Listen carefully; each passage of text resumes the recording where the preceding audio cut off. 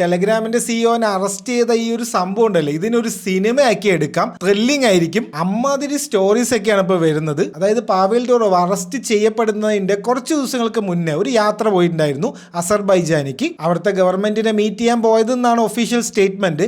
എന്നാൽ ഇതേ സമയത്ത് പുള്ളി ഈ അസർബൈജാനിൽ ഉണ്ടായിരുന്ന അതേ സമയത്ത് അവിടെ വേറെ ആരുണ്ടായിരുന്നു എന്ന് വെച്ച് കഴിഞ്ഞാൽ സാക്ഷാൽ വ്ളാഡിമിർ പുടിൻ അവിടെ ഉണ്ടായിരുന്നു. പുടിന്റെ ഒഫീഷ്യൽ സ്റ്റേറ്റ്മെന്റ് ഇവർ തമ്മിൽ കണ്ടിട്ടില്ല എന്നൊക്കെയാണ്. പിന്നെ പുടിൻ എപ്പോഴും സത്യം പറയുന്നതുകൊണ്ട് കുഴപ്പമില്ല. അപ്പൊ പുതിയൊരു നെറേറ്റീവ്, ഒരു കോൺസ്പിറസി വരുന്നത് എങ്ങനെയാ വെച്ച് കഴിഞ്ഞാൽ പുടിനും പവേലും കൂടെ കണ്ടിട്ടുണ്ട്. റഷ്യ എന്ന് പറയുന്നത് ടെലിഗ്രാമിന്റെ പണ്ടത്തെ ശത്രുവാണ്. പണ്ട് ബാക്ക്ഡോർ ആക്സസ് ചോദിച്ചിട്ട് കൊടുക്കാണ്ടാണ് പാവേൽ ഡുറോവ് ബിസിനസ് ഒക്കെ എടുത്ത് ദുബായിക്ക് പോയത്. ഇപ്പോഴാണെങ്കിൽ റഷ്യ ഉക്രൈൻ യുദ്ധത്തിൽ യുക്രൈൻകാർ ഏറ്റവും കൂടുതൽ യൂസ് ചെയ്യുന്നത് ടെലിഗ്രാം ആണ് കമ്മ്യൂണിക്കേഷൻസിന്. അപ്പൊ ഇവരുടെ ആ ഒരു മീറ്റിംഗിൽ വെച്ച് പുടിൻ ഒരു അൾട്ടിമേറ്റം കൊടുത്തു, മര്യാദയ്ക്ക് ഇത് തന്നോ ഇല്ലെങ്കിൽ ഇതിന്റെ പണി കഴിക്കുമെന്ന് പറഞ്ഞപ്പോ പാവേൽ ഡുറോവ് വേണമെന്ന് വെച്ച് ഫ്രാൻസിലേക്ക് പോയതാണ്. കാരണം പാവേലിന് അറിയാം ഫ്രാൻസിൽ എത്തിക്കഴിഞ്ഞാൽ ഉടനെ ഒരു അറസ്റ്റ് നടക്കുമെന്ന്. അതുമല്ല, ഫ്രഞ്ച് ഗവൺമെന്റിന്റെ അടുത്ത് പാവേൽ ഡുറോവിന് പണ്ടൊരു ഹിസ്റ്ററി ഉണ്ട്. ഫ്രാൻസിലെ സിറ്റിസൺഷിപ്പ് വരെ ഉണ്ട് പാവേൽ ഡുറോവിന്റെ കയ്യിൽ. പൈസ കൊടുത്ത് വാങ്ങിച്ചാണെങ്കിൽ സാധനം കയ്യിലുണ്ട്. അപ്പൊ സംഭവം ഫ്രാൻസിൽ വെച്ചിട്ട് പുള്ളിനെ അറസ്റ്റ് ചെയ്തതല്ല, സറണ്ടർ ചെയ്തതാണ് പുള്ളി. റഷ്യക്കാരിൽ നിന്നും എസ്കേപ്പ് ചെയ്യാൻ വേണ്ടിയിട്ടാണ് പുള്ളി ഇങ്ങനെ ചെയ്തതെന്നാണ് പുതിയ കോൺസ്പിറസി.